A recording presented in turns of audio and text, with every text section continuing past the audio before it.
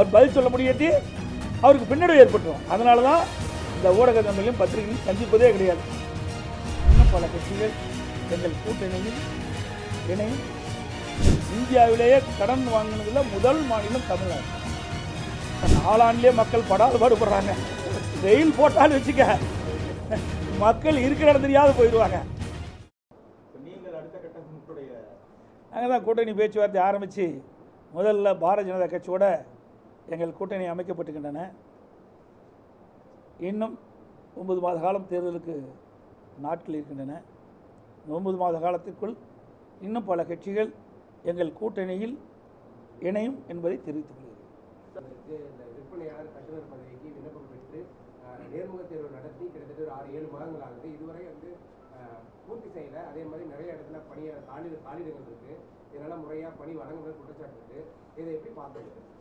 அதாவது பொது விநியோக திட்டம் என்பது முக்கியமான திட்டம். இன்றைக்கு ஏழை எளிய மக்கள், நடுத்தர மக்கள் இந்த பொது விநியோக திட்டத்தின் மூலமாகத்தான் இந்த அத்தியாவசிய பொருட்களை வாங்குகிறாங்க. இதில் பணியாளர்கள் அவ்வப்போது காலி இடமாகின்ற பொழுது அதை நிரப்பப்பட வேண்டும். புதிய ரேஷன் கடைகள் திறக்கின்ற பொழுதும் அதற்கு தேக்க பணியாளர்கள் நியமித்த வேண்டும். ஆனால் இந்த அரசாங்கம் தான் எதை பற்றி கவலைப்படுறது இல்லைங்க. மக்களை பற்றி கவலைப்படாத ஒரே அரசாங்கம் திமுக அரசாங்கம் தான். ஆனால் வெளியில் மட்டும் மிக பிரம்மாண்டமாக சொல்லுவாங்க. பத்திரிகையிலையும் ஊடகத்திலையும் பிரம்மாண்டமாக வெளிப்படுத்துவாங்க. ஏதோ திமுக ஆட்சியில் தான் மிகச்சிறப்பாக ஆட்சி இழப்பதை போலும். திமுக ஆட்சியில் தான் எல்லா துறையிலும் மக்களுக்கு தேவையான உதவிகள் செய்வதும் மக்கள் மகிழ்ச்சியோடு இருப்பது போலையும் ஒரு தோற்றத்தை அவ்வப்போது பத்திரிகையில் ஊடகத்தில் வெளிப்படுத்திக்கிட்ட ஒரே அரசாங்கம் இந்த திமுக அரசாங்கம் தான். ஆனால் அதுக்கு நேர்மாறாக தான் இன்றைக்கு தமிழகத்தில் இருக்குது.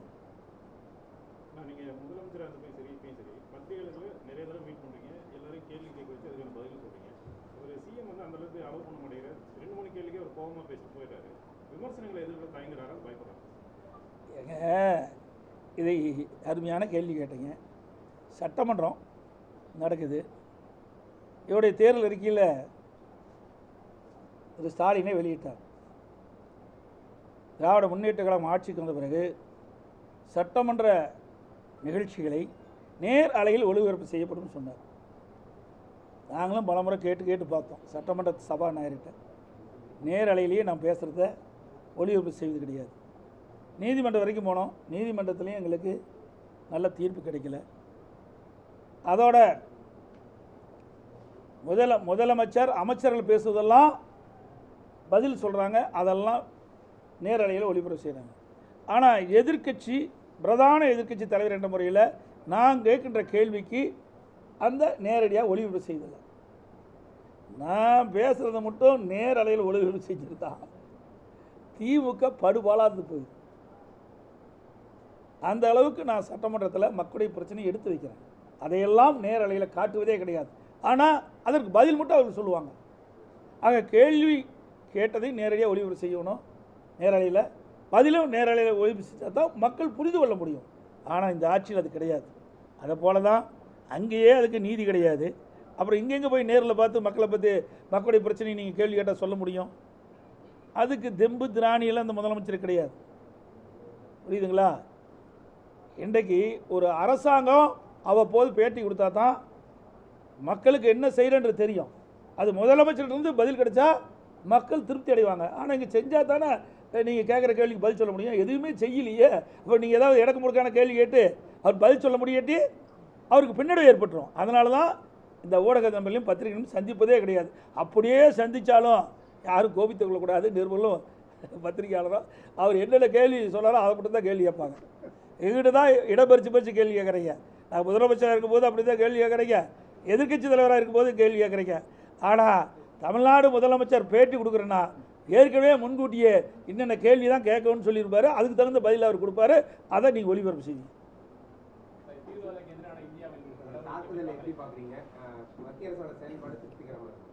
அதாவது பஹல்காம் நடைபெற்ற சம்பவம் ஒட்டுமொத்த இந்தியாவே அதிர்ச்சிக்குள்ளாகிவிட்டது. கொடூரமான செயல். ஈவு இரக்கமற்ற மிருகத்தனமான பல உயிர்களை பறித்த சம்பவம் இன்றைக்கு அனைத்து இந்தியாவில் வாழ்கின்ற மக்களிடத்திலும் அது ஒரு வேதனையான சம்பவம், அதிர்ச்சி அளிக்கிற சம்பவமாக இருக்கின்றது. அதற்கு இந்திய அரசு உரிய முறையில் தீர்வு காண வேண்டும் என்ற அடிப்படையில் பயங்கரவாதத்தையும் தீவிரவாதத்தையும் வேரோடு அழிக்க வேண்டும் என்ற அடிப்படையில் இந்திய அரசாங்கம் மிகச்சிறப்பாக செயல்பட்டு நம்முடைய முப்படைகளும் ஒன்றாக இணைத்து முழு அதிகாரம் அதுக்கு வழங்கப்பட்டு அதன் அடிப்படையிலே பயங்கரவாத செயல் தீவிரவாத செயல் இறங்கப்படுகின்ற தீவிரவாத முகாம்களை இன்றைய தினம் அண்டை நாட்டில் இருந்தாலும் நம்முடைய முப்படைகளும் முழுமையாக செயல்பட்டு அதை ஒழித்து கட்டுகின்றது. தீவிரவாதத்தை முற்றிலும் ஒழிக்கின்ற விதமாக முதற்கட்டமாக இந்த பணியை துவக்கின்றார்கள், வெற்றி கண்டிருக்கின்றார்கள். அதற்காக அனைத்து இந்திய அண்ணா திராவிட முன்னேற்ற கழகம் ஏற்கனவே எங்களுடைய வாழ்த்துக்களை தெரிவித்துக்கின்றோம். நம்முடைய இராணுவத்திற்கும் முப்படைக்கும் அனைத்து இந்திய அண்ணா திராவிட முன்னேற்ற சார்பாக மிக திறமையாக துல்லியமாக அந்த தீவிர முகாம்களை அழித்து வெற்றிகின்ற நம்முடைய முப்படைகளுக்கும் எங்களுடைய வாழ்த்துக்களை நாங்கள் தெரிவிச்சுக்கிறோம்.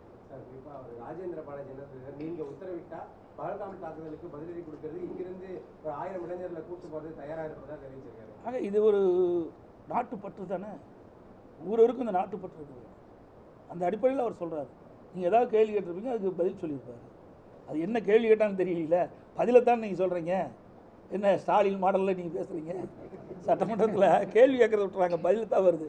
ஆக என்ன கேள்வி கேட்டாரோ அதுக்குண்டான பதில் சொல்லியிருக்காரு. அந்த அளவுக்கு அனைத்து இந்திய அண்ணா திராவிட முன்னேற்ற கழக தொண்டன் நிர்வாகிகள் இந்த நாட்டை நேசிக்கின்றார் என்பதை நாம் உணர வேண்டும். கடந்த 10 ஆண்டுகளில் தான் பாழாய் போன ஆட்சி நடந்தது அப்படின்னு விமர்சிச்சிருக்காரு. அதை இப்போ சீர்படுத்துகிற பணியில் ஈடுபட்டிருக்கோம் அப்படின்னு சொல்லிட்டு 4 ஆண்டு முடிஞ்ச 5 ஆண்டு தொடங்குற இதில் அவர் பேசியிருக்காரு. அதை எப்படி சரி, நீங்கள் கேட்குற கேள்வி சரியான கேள்வி தான். அவரை வெளிப்படுத்தின கருத்து நீங்கள் கேட்டுக்கிறீங்க. 10 ஆண்டில் சேலம் மாவட்டத்தை எடுத்து நீங்கள் மற்ற பகுதியில் கூட உங்களுக்கு தெரியாது, தெரிஞ்சிருக்கும் தெரியாது இருக்கலாம், அது வேறு விஷயம். நீங்கள் கூட நண்பர்கள் உங்களுக்கு அண்ணா வேணுமா எல்லா விதத்தும் தொடர்பு இருக்குது சொல்லுங்கள். சேலம் மாவட்டத்தை பொறுத்த மட்டில் எடுத்துக்கோங்க. அனைத்து இந்திய அண்ணா திராவிட முன்னேற்ற கழக ஆட்சி இருக்கின்ற பொழுது சேலத்திற்கு எத்தனை திட்டங்களை நாங்கள் கொண்டு வந்தோம். அதனால் மக்கள் எந்த அளவுக்கு நன்மை பெற்றார்கள். திராவிட முன்னேற்ற கழகம் 4 ஆண்டு காலம் ஆட்சி வந்திருக்குது. என்ன திட்டத்தை கொண்டு வந்தார்கள், அதனால் மக்கள் என்ன பயன்பெற்றார்கள் சொல்லுங்கள் பார்க்கலாம். அழகான சென்னை நம்முடைய சேலம் மாநகரம் வளர்ந்து வருகின்ற அந்த மாநகரத்தில் போக்குவரத்து நெரிசல் குறைப்பதற்காக எங்கெங்கெல்லாம் மக்கள் பொதுமக்கள் கோரிக்கை வச்சாங்க பாலம் கட்ட வேண்டும் என்று சொல்லி அங்கேயெல்லாம் பாலத்தை கட்டி கொடுத்தோம். குடித நீர் தேவையை பூர்த்தி செஞ்சு கொடுத்தோம். பாதாள சாக்கடை திட்டத்தை நிறுவி கொடுத்தோம். இன்றைக்கு கனமழை காத்தடிக்கின்ற பொழுது மின்தடை ஏற்படும். அந்த மின்தடை ஏற்படாமல் அந்த பூமிக்கு அடியில் அந்த மின்பாதை அமைச்சு கொடுத்தோம். சேலம் மாநகரத்தில் இருக்கின்ற சாலைகள்லாம் புதுச்சு கொடுத்தோம். பார்க்குகள் அமைச்சு கொடுத்தோம். இன்றைக்கு ஏழை எளிய தாய்மார்கள் பெற்றிருக்கின்ற குழந்தைகள் வளமோடு செழிப்போடு இருக்கணும் என்பதற்காக இன்றைக்கு தனியார் மருத்துவமனைக்கு போனால் 10,000 5,000 பிரசவ செலவு கொடுக்கணும். அங்கே நம்முடைய சேலம் மோகன்குமார் மருத்துவமனையில் அழகாக அற்புதமான இன்றைக்கு மகப்பேறு மருத்துவமனை கட்டி கொடுத்தோம். 500 படுக்க வயசுக்கு மகப்பேறு மருத்துவமனை, பச்சிளம் குழந்தைகள் சிறப்பு சிகிச்சை, இதெல்லாம் கொடுத்த அதிமுக அரசாங்கம். அதோட புதிய தாலுக்கா சேலத்தில் கொடுத்தோம், ஆடையம்பட்டியில் கொடுத்தோம், இதெல்லாம் அதே மாதிரி எங்கள் வழியில் கொடுத்தோம். இதெல்லாம் நாங்கள் புதிய தாலுக்கா கொடுத்தோம். அதை விட விவசாயிகள் பயன்பெற விதமாக கால்நடை பூங்கா 1000 கோடியில் கொடுத்தாங்க. இன்னும் திறக்கலைங்க. திறக்கிறதுக்கு கூட மனம் இல்லை, செயல்படாட்டி போயிட்டு போகிறாங்க.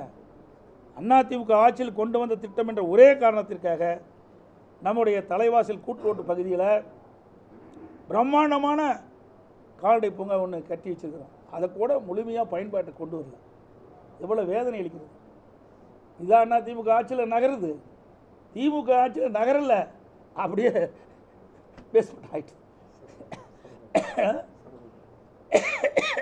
அதே போல் 100 ஏரி திட்டம். இந்த 100 ஏரி திட்டத்தில் வறண்ட ஏரிகளுக்கு 100 நிரப்புகின்ற திட்டம் முதற்கட்டமாக நான் திறந்து வச்சேன். அதுக்கு பிறகு அந்த கொஞ்சம் கொஞ்சமாக வேகத்தில் நடந்துட்டு இன்னும் அது நிறைவேறவே இல்லை. இவருடைய ஆட்சியிலே சிறப்பான ஆட்சி. நாங்கள் கொண்டு வந்த திட்டத்தை கூட முழுமையாக முடிக்க முடியல. இதெல்லாம் மக்கள் பயன்பாட்டுக்கு வருகின்ற திட்டம், மக்களுக்காக திட்டம்.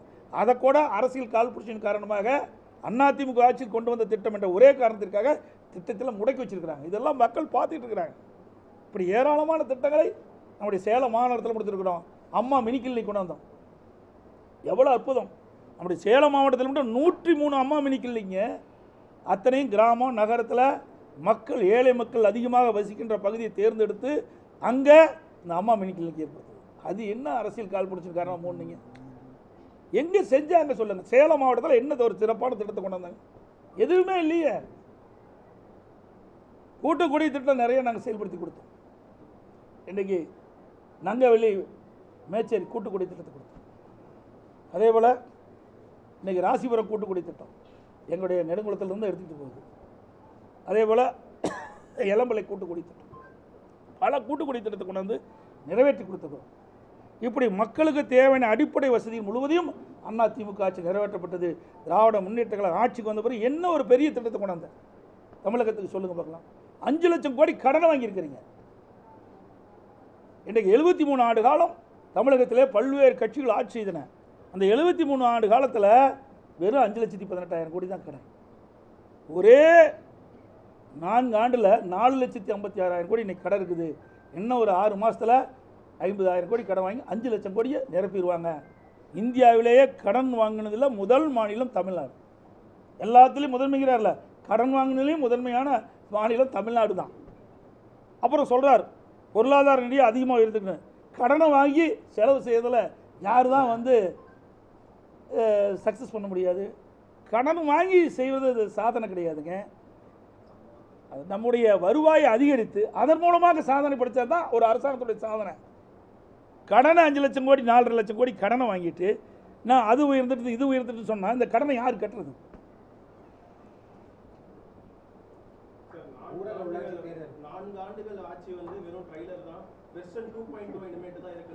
ஆகா, இந்த 4 ஆண்டுலேயே மக்கள் படாத பாடுபடுறாங்க. ட்ரெயில் போட்டாலும் வச்சுக்க மக்கள் இருக்கிற இடம் தெரியாத போயிடுவாங்க. 4 ஆண்டில் மக்கள் படிக்கிற துன்பங்கள் வேதனைகள் எவ்வளோ என்பதை நம்ம அத்தனை பேர் உணர்ந்துருக்கிறோம். நான் தான் பாருங்க உங்களை காட்டல பேடில் என்ன படாத பாடுபடுறது ஒரு பெண்ணு. சிந்திச்சு பாருங்கள், இந்த பெண் வந்து தைரியமாக வந்து வலைதளத்தில் வெளியிட்டிருக்குது. இது மேலே எத்தனை பேர் பாதிச்சிருப்பாங்க.